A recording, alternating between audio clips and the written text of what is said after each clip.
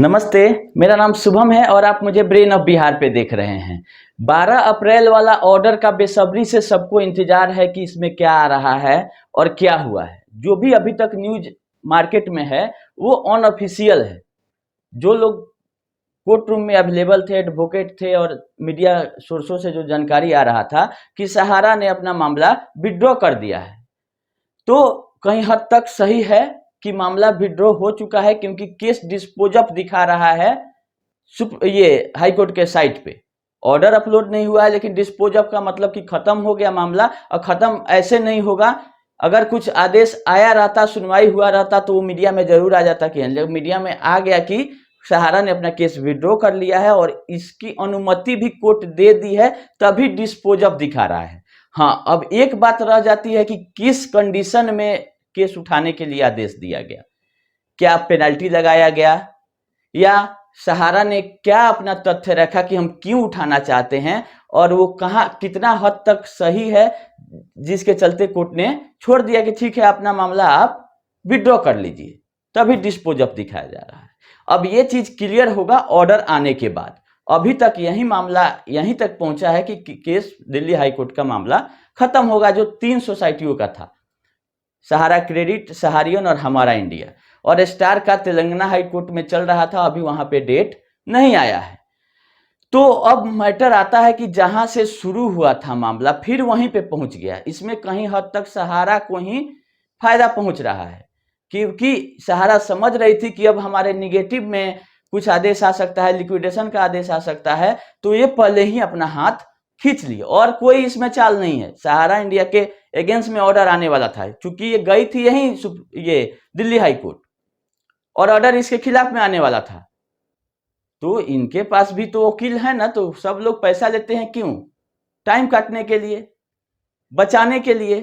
तो सहारा को फिलहाल बचाने के लिए ये कदम उठाया गया कि केस ही हटा लेते हैं।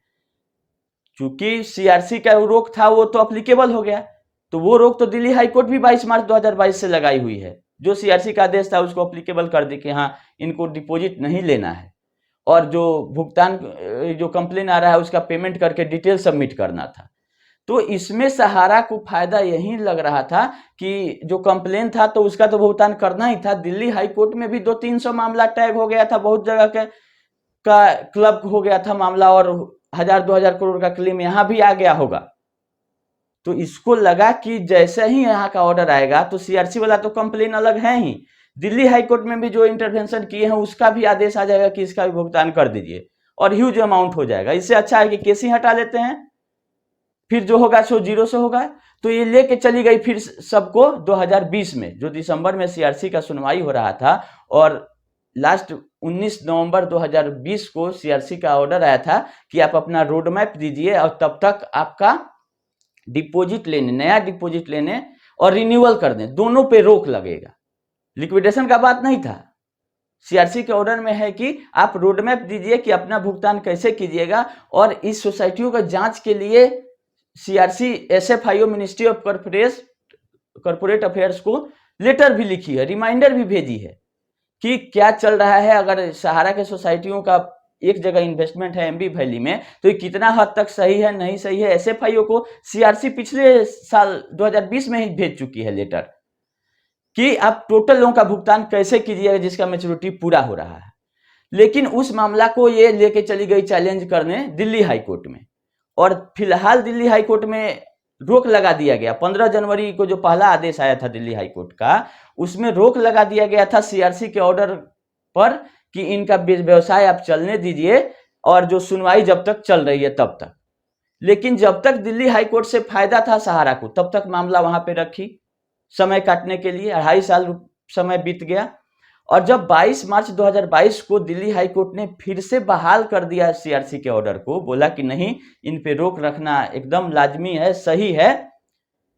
और उस समय से ये चाह रही थी कि कैसे ये मामला खत्म हो, क्योंकि ना ये जितना कंप्लेन गया था उसका भुगतान की, ना सही से रिप्लाई कर रही थी।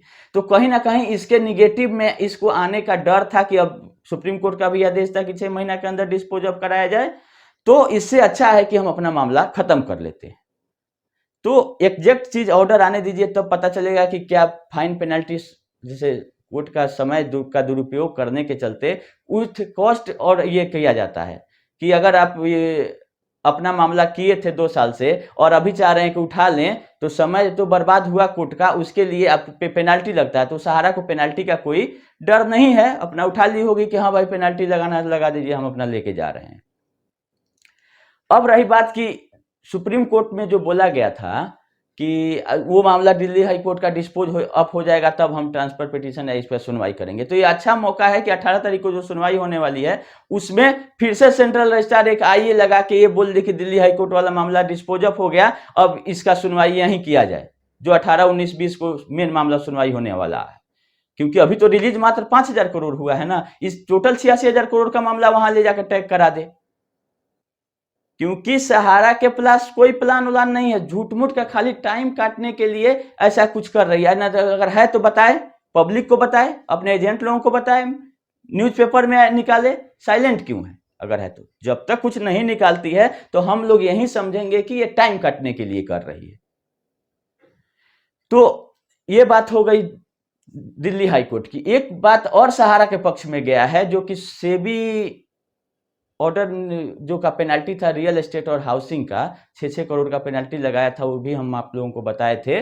उसका दोनों सर्टिफिकेट का रिकवरी हो चुका है, मतलब 6 दोनों 12 करोड़ और प्लस 60 लाख रुपया इंटरेस्ट इसमें लगा है और 57 लाख रुपया इंटरेस्ट उसमें लगा है। मतलब दोनों मिला के दोनों सर्टिफिकेट का जो पेनाल्टी था सेबी को लेना था, जो ओएफसीडी जो जारी करने का जो मामला सहारा सेबी का विवाद चल रहा था, उसका पेनाल्टी 12 करोड़ रुपया रिकवरी करना था, जो कि सहारा अपने से नहीं जमा की, उसका रिकवरी का काम पूरा कर लिया गया था। बैंक अकाउंट और डीमैट अकाउंट अटैचमेंट करके सेबी ले चुकी है, जिसका 6 अप्रैल 2023 को अपने साइट पे पब्लिश कर दी है कि दोनों सर्टिफिकेट का पैसा हमारे पास आ गया। और साथ ही दोनों कंपनियों का जो अकाउंट फ्रीज हुआ था और सुब्रत राय और 4 डायरेक्टर लोगों का जो अकाउंट फ्रीज करने का आदेश था, तो उनका अकाउंट रिलीज कर दिया गया है, मतलब फ्रीज हटा लिया गया है क्योंकि उसका पैसा मिल गया।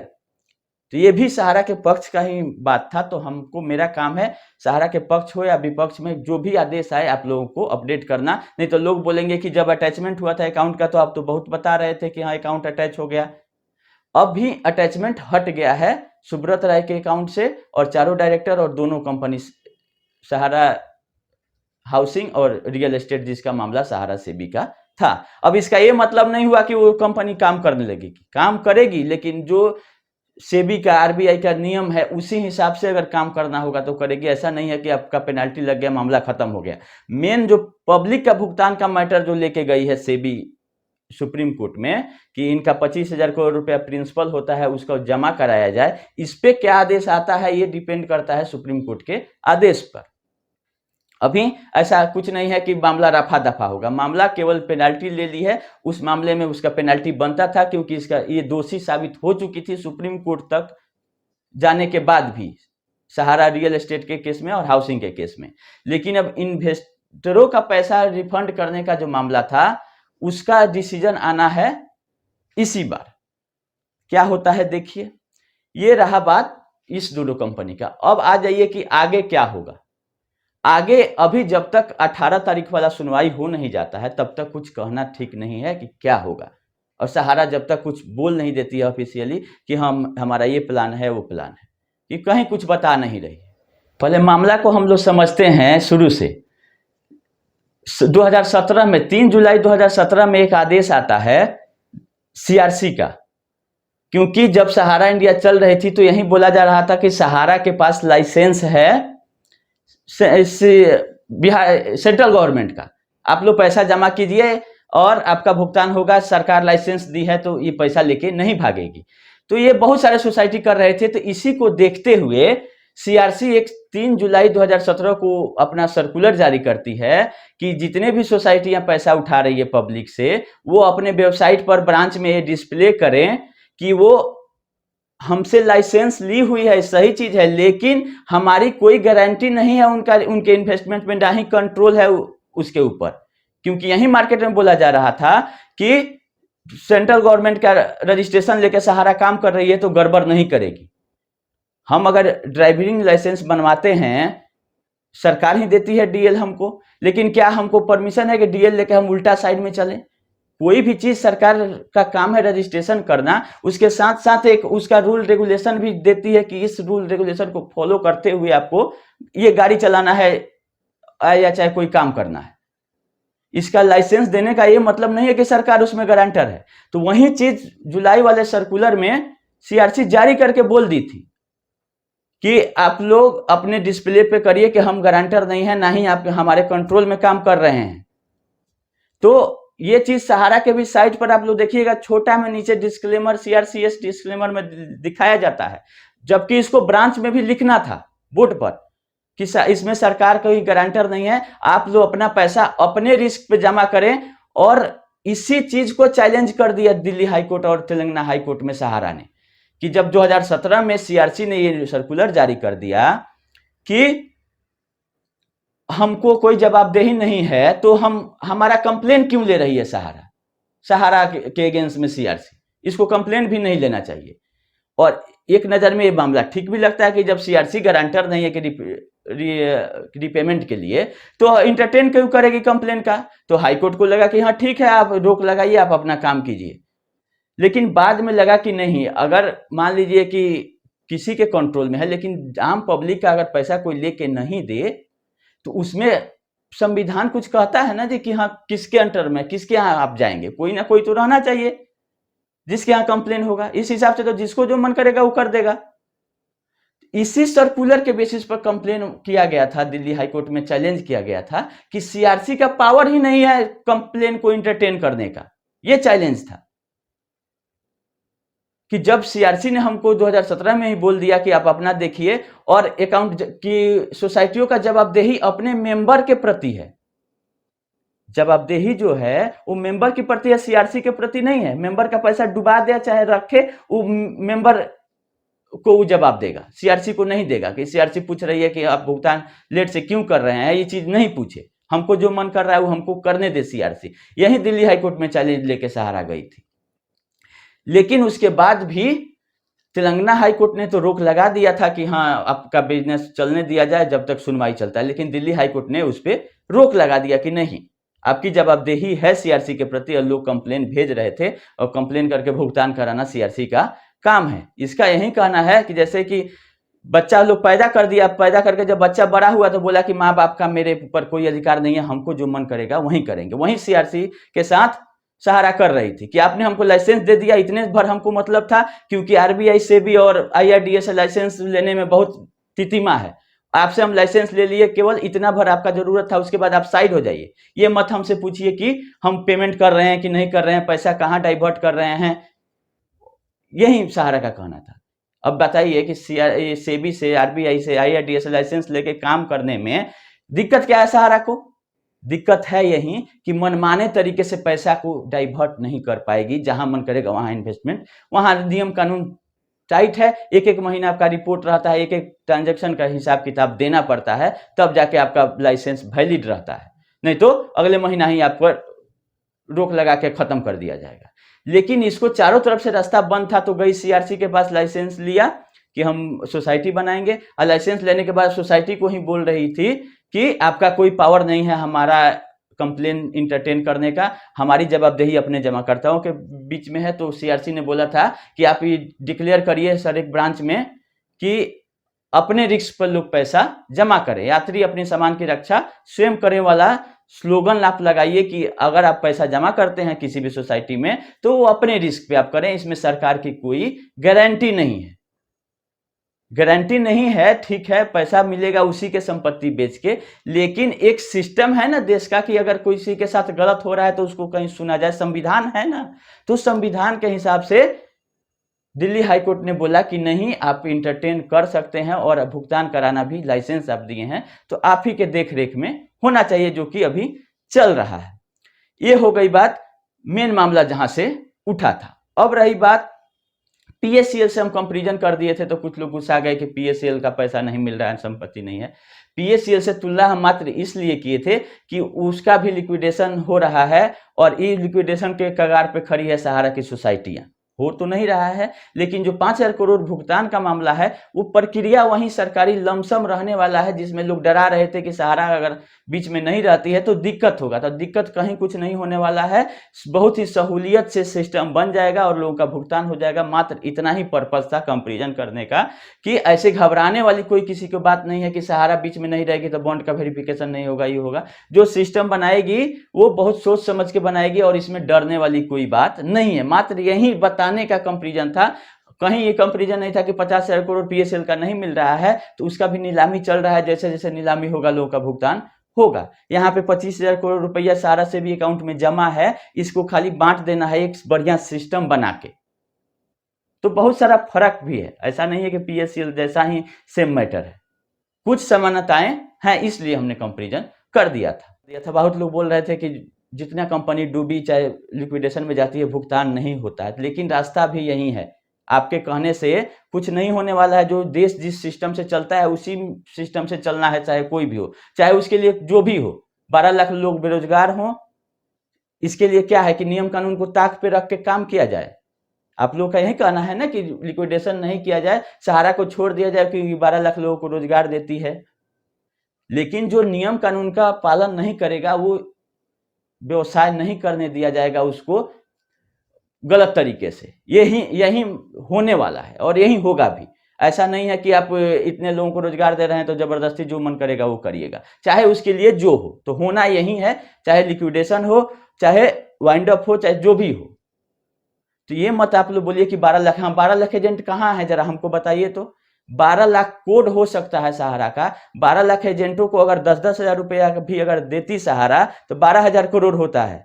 10,000 का महीना भी आप जोड़िएगा तो ये आप एवरेज ले लीजिए कि एक एजेंट 1 लाख रुपया सहारा से कमा रहे थे। यही ना बोलना है कि रोजी रोटी जा रहा है। अगर 12 लाख एजेंट हैं तो 12,000 करोड़ रुपया चाहिए आपको। तो सहारा क्या डिक्लेयर करेगी कि किसी एक साल में 12,000 करोड़ रुपया कमीशन पेड की है, उसका टीडीएस जमा की है? नहीं की है। हाँ, एजेंट लोग काम करते हैं, इसका 5,000 के आसपास ब्रांच है, तो 5,000 ब्रांच में 20-25 एजेंट ही एक्टिव रहते हैं। मिला जुला के 1 लाख का फिगर होता है। 1 लाख लोग एक्टिव एजेंट थे सहारा इंडिया के, जो कि 4-5 साल से वो भी निष्क्रिय हैं कि काम ही नहीं हो रहा है। तो ये कहना गलत है कि 12 लाख लोगों को पहले कैसे कोड दिया जाता था, सब सिस्टम हमको पता है। अब मेरा भी एक कोड था, तो हम भी तो एजेंट ही हुए। तो लेकिन वो कैसे एजेंट बनाया जाता था, किस पर्पस के लिए कोड खोला जाता था, सबका प्रमोशन के लिए अपना कोड खोल दिया जाता। जो जमा करता था उसका भी एक मैट्रिक का सर्टिफिकेट लगा के कि आप एजेंट हो गए, आपको आप 1 लाख जमा करना है तो उसका भी कमीशन आपको मिल जाएगा, आप एजेंट बन जाइए। इस तरह से एजेंटों की संख्या बढ़ती गई और 12 लाख कोड पहुंच गया होगा। एक्टिव एजेंट कितना है सहारा डिक्लेयर कर रहे हैं, जिसको कमीशन 10,000 रुपया पर मंथ कमा रहा था सहारा इंडिया से। अभी का बात छोड़ दीजिए, 2015 का ही डाटा ले लीजिए जब चल रही थी। एक ब्रांच से 10,000 रुपया पर मंथ कमाने वाले कितने एजेंट थे, एवरेज बताइए। तो हमारे हिसाब से 1 लाख के अंदर ही डाटा सिमट जाएगा, तो वो सब मैटर नहीं चलने वाला है। और ये सब तथ्य जो है सहारा के वकील हाई कोर्ट और सुप्रीम कोर्ट में रखे होंगे। जो लोग बोल रहे हैं सोशल मीडिया पे आके, ऐसा नहीं है कि वो जो सहारा इंडिया केस लड़ रही है तो उसके तरफ से कुछ नहीं वहां पे अपना पक्ष रखा गया होगा। ये सारा पक्ष सुनने के बाद ही कोर्ट कोई आदेश देती है, और इतना मौका सहारा को देते आ रही है। तो मिला जुला के वो सब बहाना नहीं चलेगा। थोड़ा सा आप घुमा सकते हैं सिस्टम को, लेकिन अंततोगत्वा जो होना है वही होगा। अब देखिए कि सीआरसी का तो ऑर्डर अप्लीकेबल है, दिसंबर वाला जो से रोक भी है। और लिक्विडेशन के लिए क्या सीआरसी अगला कदम उठाती है, जब मामला विड्रॉ कर लिया तो अगला वो बोली थी कि अंडर सेक्शन 86 का हम प्रोसीडिंग शुरू कर देंगे लिक्विडेशन का। तो करे, उसके अगेंस्ट में क्या सुप्रीम कोर्ट जाती है सहारा इंडिया? और किस मुंह से जाएगी सुप्रीम कोर्ट, जब हाई कोर्ट में जब फैसला होने वाला था तो लेके भाग गई। तो मिला जुला के कुछ नहीं हुआ 2-2.5 साल में, केवल टाइम काट लिया सहारा, और इसमें इसको सफलता मिली। लेकिन एक दूसरा पहलू ये भी है कि 1 लाख करोड़ की अगर लायबिलिटी है सहारा की, तो 2.5 साल का ब्याज 25,000 करोड़ रुपया होता है। 10% का भी हिसाब जोड़िएगा तो 25,000 करोड़ रुपया तो ब्याज बढ़ा लिया अपना। वो समझ रही है कि टाइम काट रहे हैं। हाँ, ये दूसरा बात है कि इसको देना नहीं है ब्याज। इसको तो यही है कि पेपर पे बढ़ाना है। वो तो 1-1 दिन का ब्याज बोलती है कि हम देंगे, लेकिन पेपर पे ही देंगे ना। फिजिकली जब कोर्ट बोल दिया कि आपको बैंक अकाउंट में पैसा ट्रांसफर करना है, री इन्वेस्टमेंट नहीं करना है, तब से इसका चक्का जाम है। जितना बार सोसाइटी का 1500 करोड़ का क्लेम सोसाइटी बोल रही कि भेजे थे, उसका भुगतान करके नहीं दी। इसका वापस लेने में भी चाल हो सकता है कि सीआरसी के पास मान लीजिए 1500 करोड़ का क्लेम गया, उसको 5000 रुपया हम दिलवा दिए, तो यहाँ बोलेगी कि बाकी 20,000 करोड़ सर हमको दे दिया जाए। सीआरसी का क्लेम 5000 करोड़ में निपट जाएगा, बाकी 20,000 करोड़ से हम अपने ब्रांच से पेमेंट करेंगे। हाँ, लेकिन आप बोलिए कि हम ऑनलाइन करेंगे, कोई कन्वर्जन नहीं करेंगे, रोक जारी रहेगा और भुगतान हम आपके थ्रू करवाएंगे, लेकिन ऐसा प्रपोजल दे तब तो, ऐसा देगी नहीं। खैर, ज्यादा अभी बोलने का जरूरत नहीं है, ऑर्डर का इंतजार कीजिए। बहुत लोग बोल रहे थे कि वीडियो बनाइए, वीडियो आप क्यों चुप है, तो चुप क्यों है, जो कि एक्चुअल था वो लोग बता ही चुके थे कि मामला विड्रॉ हो गया है। और कुछ अच्छा न्यूज रहता है तो बताने में अच्छा लगता है कि हाँ पॉजिटिव है, इसको जल्दी से बताइए। ये तो हो गया कि 2.5 साल समय काटी सहारा, और फिर वहीं पे लूडो छक्का में कैसे होता है कि 98 पे जाके जब सांप काटता है तो फिर 0 से, तो लोग एक एक दिन का इंतजार कर रहे थे कि 12 अप्रैल को कुछ डिसीजन आएगा, लेकिन यहाँ फिर उल्टा हो गया। तो हम देख रहे थे कि ऑर्डर आने दीजिए, ऑर्डर आएगा तो जो होगा हम आप लोगों को बता देंगे, लेकिन अगर ऑर्डर में कुछ नया चीज रहेगा तो भी बताएंगे। और 18 वाला में क्या होने वाला है, इस पे भी अगर कुछ नया अपडेट रहेगा तो हम आप लोगों को बता देंगे। अभी के लिए इतना ही, धन्यवाद।